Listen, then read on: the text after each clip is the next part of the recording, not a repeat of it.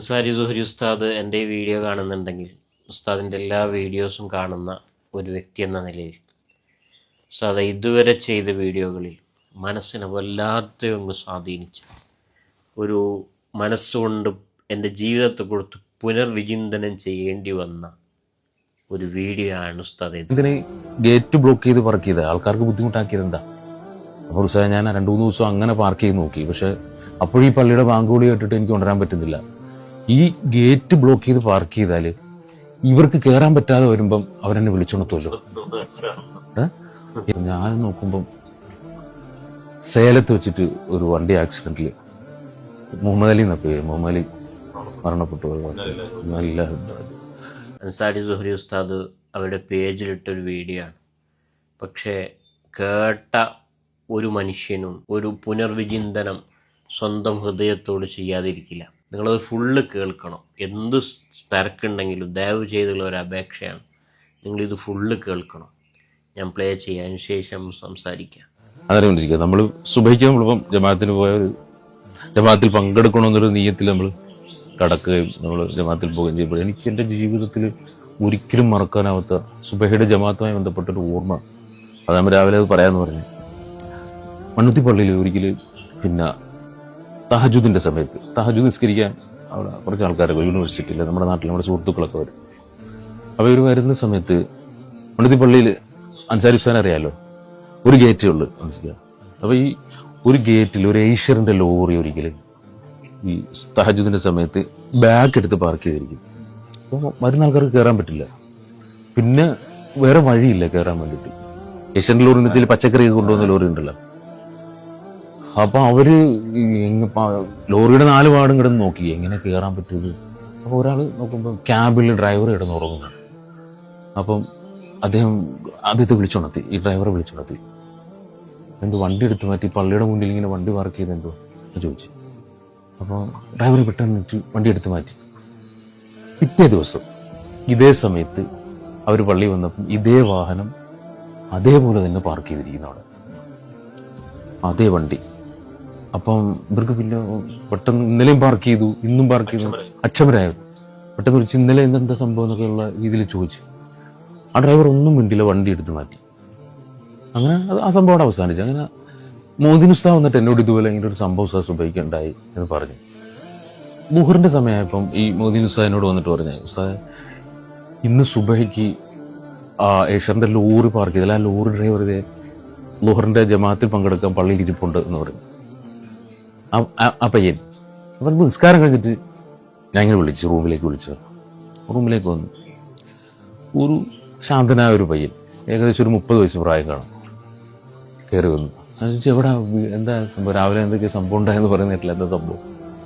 അപ്പോൾ സാർ ഞാൻ ഇരുന്നോട്ടെ എന്ന് ചോദിച്ചു റൂമിൽ. അപ്പോൾ ഇരിക്കാൻ പറഞ്ഞു. സാർ എൻ്റെ പേര് മുഹമ്മദ് അലി എന്നാണ്, എൻ്റെ വീട് പാലക്കാട് ജില്ലയിലെ കുഴൽമന്നം എന്ന് പറയുന്ന സ്ഥലത്താണ്. ഞാൻ കർണാടക സ്റ്റേറ്റിലെ ഹൊസൂരിൽ നിന്ന്, കർണാടകത്തിൽ നിന്ന് ഹൊസൂർ എന്ന് പറയുന്ന സ്ഥലം, അവിടുന്ന് പച്ചക്കറി തൃശ്ശൂർ ശക്തൻ സ്റ്റാൻഡിൽ പച്ചക്കറി കൊണ്ടുവരുന്ന ലോറിയിലെ ഡ്രൈവറാണ് ഞാൻ. അപ്പം ഞാൻ അവിടുന്ന് ഉച്ചയ്ക്ക് 2:30 വണ്ടി എടുക്കുന്നത്. അപ്പം ടൈം ടു ടൈമാണ്, ആ ടൈമിൽ ഇവിടെ എത്തണം. 3:30 ടൈം ആകുമ്പോൾ അർദ്ധരാത്രിയിൽ ഇവിടെ എത്തണം. അപ്പം ടൈമിൽ എത്തിയില്ലെങ്കിൽ ഈ പച്ചക്കറിയുടെ വില ഇടിയാക്കുന്ന പ്രശ്നമുണ്ട്. അപ്പം ഈ 3:30 വണ്ടി ഓടിച്ച് ഭയങ്കര ക്ഷീണിതനായി പിന്നെ പോയി കിടന്നുറങ്ങിയാൽ ആന കുത്തിയാൽ പോലും അറിയത്തില്ല ഉസ്താദേ. ഊണ് കിടന്നുറങ്ങിപ്പം സുബഹിക്ക് കിട്ടുന്നില്ല, സുബഹി ഖളായി പോകുന്നു, ജമാഅത്തിൽ പങ്കെടുക്കാൻ പറ്റുന്നില്ല.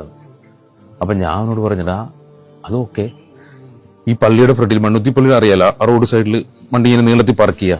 നീ നീളത്തിൽ പാർക്ക് ചെയ്തുകൂടെ? നീ എന്തിനാ ഗേറ്റ് ബ്ലോക്ക് ചെയ്ത് പാർക്ക് ചെയ്തത്? ആൾക്കാർക്ക് ബുദ്ധിമുട്ടാക്കിയത് എന്താ? അപ്പോൾ ഉസ്താദ് ഞാൻ 2-3 ദിവസം അങ്ങനെ പാർക്ക് ചെയ്ത് നോക്കി. പക്ഷെ അപ്പോഴും ഈ പള്ളിയുടെ ബാങ്കുവിളി കേട്ടിട്ട് എനിക്ക് ഉണരാൻ പറ്റുന്നില്ല. ഈ ഗേറ്റ് ബ്ലോക്ക് ചെയ്ത് പാർക്ക് ചെയ്താല് ഇവർക്ക് കയറാൻ പറ്റാതെ വരുമ്പം അവരെന്നെ വിളിച്ചുണർത്തുമല്ലോ. എനിക്ക് ഭയങ്കര ഫീലിംഗ് ആയി യൂനിസിക്ക. ഞാൻ പിന്നെ പള്ളി കമ്മിറ്റിയായിട്ട് ബന്ധപ്പെട്ട് മണ്ണുത്തി അറിയാമല്ലോ, അവരൊക്കെ ഇങ്ങനത്തെ ഉള്ള കാര്യങ്ങൾക്കൊക്കെ ഭയങ്കരമായി സഹകരിക്കുകയും ബന്ധപ്പെടുകയൊക്കെ ചെയ്യും. അവരുമായിട്ട് ബന്ധപ്പെട്ട് പള്ളിയിൽ കിടത്തി അവനെ. പിന്നെ അവൻ പള്ളിയില്ല, ഞങ്ങളുടെ കൂടെ ഭക്ഷണം കഴിക്കാനും പോകാനും ഒക്കെ ഭയങ്കര നമ്മുടെ പള്ളിയിൽ തന്നെ ഒരു നമ്മുടെ കൂടെ ജീവിക്കുന്ന ഒരാളായി മാറിയത്. ഒരിക്കലും ഞാൻ നാട്ടിൽ പോയി, ജുമാ കഴിഞ്ഞിട്ട് നാട്ടിൽ പോയപ്പോൾ ഒരു ഞായറാഴ്ച മോദിൻ ഉസ്താദ് രാവിലെ എന്നെ വിളിച്ചിട്ട് പറയാം, ഉസ്താദ് എന്താ പത്രം നോക്കാം, ഒരു ആക്സിഡന്റ് വാർത്ത പത്രത്തിൽ കൊണ്ടുവന്നു. അപ്പോൾ അവൻ വാട്സാപ്പിൽ എനിക്ക് അയച്ചു തന്നു. അപ്പം ഞാൻ നോക്കുമ്പം സേലത്ത് വെച്ചിട്ട് ഒരു വണ്ടി ആക്സിഡന്റിൽ മുഹമ്മദ് അലി എന്ന പേര്, മുഹമ്മദ് അലി മരണപ്പെട്ടു.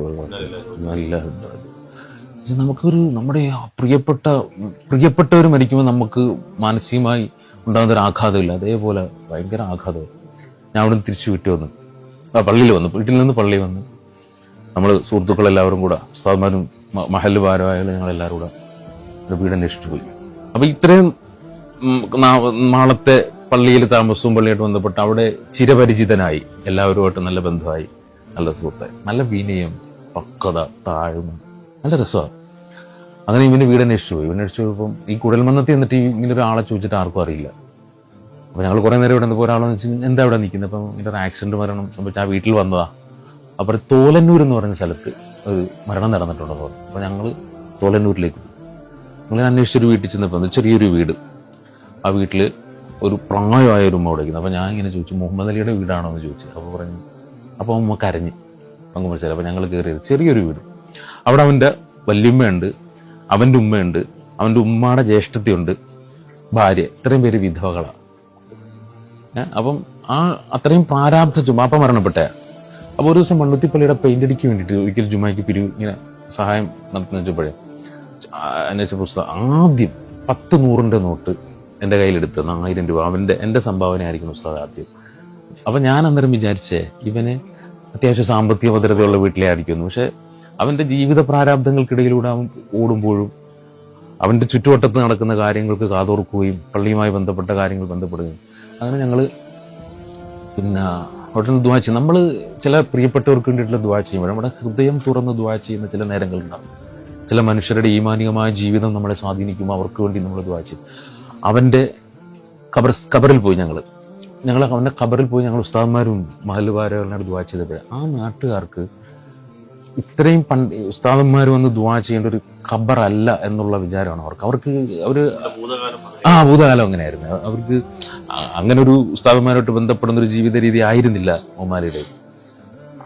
അങ്ങനെ ഞങ്ങൾ ദുആ കാര്യങ്ങളൊക്കെ ചെയ്തപ്പോൾ അവർ ഞങ്ങൾ ഇങ്ങനെയാണ് ഉമ്മാലിയെ പരിചയം. ഞങ്ങളുടെ പള്ളിയിലെ ആളായിരുന്നു, ഞങ്ങൾ അത്രയും ഞങ്ങളെ സ്വാധീനിച്ച മനുഷ്യനാണ്. അവർക്കൊക്കെ അതിശയമായിരുന്നു ഈ മുമ്മാലിയുടെ ജീവിതം. മുമ്മാലി എന്നോട് പറഞ്ഞു, ഫാത്തിഹ സൂറത്ത് പോലും എനിക്ക് നോക്കി ഓതാൻ അറിയത്തില്ല, കേട്ട് പഠിച്ചതാണ്. മരണപ്പെടുന്നതിന് മുമ്പ് എൻ്റെ ഒരു പെൺഡ്രൈവ് വന്നിട്ട് പറഞ്ഞു, ഉസ്താദേ ഞാൻ ഹൊസൂരിൽ നിന്ന് യാത്ര തിരിച്ച് ഇങ്ങോട്ട് വരുമ്പോഴേ കൂടെയുള്ളവരൊക്കെ ആവശ്യമില്ലാത്ത പാട്ടുകളും മറ്റു കാര്യങ്ങളൊക്കെ, അപ്പം എനിക്ക് കൂടുതൽ എൽമ പഠിക്കാനുള്ള ഒരു അവസരമായിട്ട് ഞാൻ അത് ഉപയോഗിക്കും. അപ്പം മൂപ്പരുടെ ജീവിതത്തിൽ ഇതിനൊരു മാറ്റം ഉണ്ടായത്. മൂപ്പര് എന്നോട് പറഞ്ഞു, അബ്ദുൽ നാസർ മദനിയുടെ പ്രസംഗം കേട്ടിട്ടാണ് എൻ്റെ ജീവിതത്തിലൊരു മാറ്റം ഉണ്ടായത്. അപ്പം ഈ പെൺഡ്രൈവിൽ ഉസ്താദ് മദനി ഉസ്താദിന്റെ പ്രസംഗവും റസൂലുള്ളാഹിന്റെ മദ്ഹ് പാട്ടുകളും കയറ്റിത്തരണമെന്ന് എന്നെ ഏൽപ്പിച്ചിട്ടാണ് പോകാൻ. ഈ പെൺഡ്രൈവുമായിട്ടാണ് തിരിച്ച് ആ വീട്ടിലേക്ക് ഞങ്ങൾ തിരിച്ചു കൊടുക്കാൻ വേണ്ടിയിട്ടാണ് പോയത്. അപ്പം പിന്നീട് നമ്മുടെ ജീവിതത്തിൽ നമ്മൾ ഒരുപാട് ക്ലാസ് എടുക്കാനും പിന്നെ പ്രസംഗിക്കാനൊക്കെ പോകുമ്പോഴും ഒരു പഠന ക്ലാസ് എടുക്കാനും നിസ്കാരത്തിന്റെ ജമാഅത്തിന്റെ കാര്യം പറയുമ്പോൾ ഈ മുഹമ്മദിയുടെ കാര്യം പറയാതെ ഒരു സദസ്സും നമ്മുടെ ജീവിതത്തിൽ പിന്നീട് കടന്നു പോയിട്ടില്ല. നമ്മൾ ഇതിപ്പം സഹാബാക്കളുടെ കഥയോ ഇമാമിങ്ങളുടെ കഥയോ സാലിഹ്യങ്ങളുടെ ഔലിയാക്കളുടെ കഥയല്ല, നമ്മുടെ ചുറ്റുവട്ടത്ത് ജീവിച്ച പച്ചയായ മനുഷ്യന്റെ, നമ്മളെപ്പോലെ വികാരങ്ങളും സ്വപ്നങ്ങളും നമ്മളെക്കാളേറെ പ്രാരാബ്ധങ്ങളുള്ള ജീവിതത്തിൽ കടന്നു പോകേണ്ടി വന്നിട്ടും ദീനിനെ മുറുകെ പിടിക്കാനും ജമാഅത്ത് നിസ്കാരത്തെ സ്നേഹിക്കാനും നമ്മളിപ്പോൾ ഒരു സുബൈ ബാങ്ക് കേൾക്കുമ്പോൾ മുമ്മാലി നമ്മുടെ ഓർമ്മയിലേക്ക് വരും. ഇന്നും മുമ്മാലിയുടെ ഓർമ്മകൾ നമ്മൾ പെട്ടെന്ന് എന്താലേ. അൻസാരി സുഹരി ഉസ്താദ് എൻ്റെ ഈ വീഡിയോ കാണുന്നുണ്ടെങ്കിൽ ഉസ്താദിൻ്റെ എല്ലാ വീഡിയോസും കാണുന്ന ഒരു വ്യക്തി എന്ന നിലയിൽ ഉസ്താദ് ഇതുവരെ ചെയ്ത വീഡിയോകളിൽ മനസ്സിനെ വല്ലാത്ത ഒന്ന് സ്വാധീനിച്ച ഒരു മനസ്സുകൊണ്ട് എൻ്റെ ജീവിതത്തെ കൊടുത്ത് പുനർവിചിന്തനം ചെയ്യേണ്ടി വന്ന ഒരു വീഡിയോ ആണ് ഉസ്താദ് ഇത്. ഈ സംസാരിച്ച ഉസ്താദിനെ എനിക്കറിയില്ല, എന്തൊരു ആകാംക്ഷഭരിതമായ ഒരു അവതരണമാണ്. ഈ ഒറ്റൊരു വീഡിയോ എത്രയോ മനുഷ്യരെ നന്നാക്കും എന്നാണ് ഞാൻ വിശ്വസിക്കുന്നത്. ഉസ്താദെ, ഈ വീഡിയോ അപ്ലോഡ് ചെയ്തതിൽ വലിയ സന്തോഷം ഈ അവസരത്തിൽ അറിയിക്കുകയാണ്. മറ്റൊന്ന്, മുഹമ്മദ് അലിയുടെ മരണ വാർത്ത ഇതാണ്. എന്താലേ, ചില മനുഷ്യർ ജീവിതത്തിൽ നമുക്കൊന്നും, ഇപ്പോൾ മുഹമ്മദ് അലി നമുക്കൊന്നും അറിയില്ല, ഈ വീഡിയോയിലാണ് അറിയുന്നത്. പക്ഷെ അറിയുമ്പോൾ എത്ര മനുഷ്യരെ ഈ വാക്കുകൾ സ്വാധീനിക്കുമല്ലേ. ഇങ്ങനെ കുറച്ച് മനുഷ്യരുണ്ട്, നമുക്ക് കാണുമ്പോൾ അവരുടെ ജീവിത പ്രാരാബ്ധമായിട്ട് ഇങ്ങനെ ഓടുകയായിരിക്കും. പക്ഷേ അചഞ്ചലമായ റബ്ബിലുള്ള വിശ്വാസത്തിൻ്റെ പേരിൽ തൻ്റെ ജീവിതക്രമം കൃത്യമായിട്ട് അടയാളപ്പെടുത്തിയ ചില മനുഷ്യർ. അള്ളാഹു മുഹമ്മദ് അലിയുടെ ആഖിറം വെളിച്ചാക്കി കൊടുക്കട്ടെ. നമുക്കൊക്കെ ദ്വാരക്കണം. ആ മുഹമ്മദ് അലിയുടെ കുടുംബത്തിന് വേണ്ടി ദ്വാരക്കണം. ഞാൻ ഉസ്താദിൻ്റെ വീഡിയോക്ക് താഴെ ഒരു കമൻറ്റ് കണ്ടു.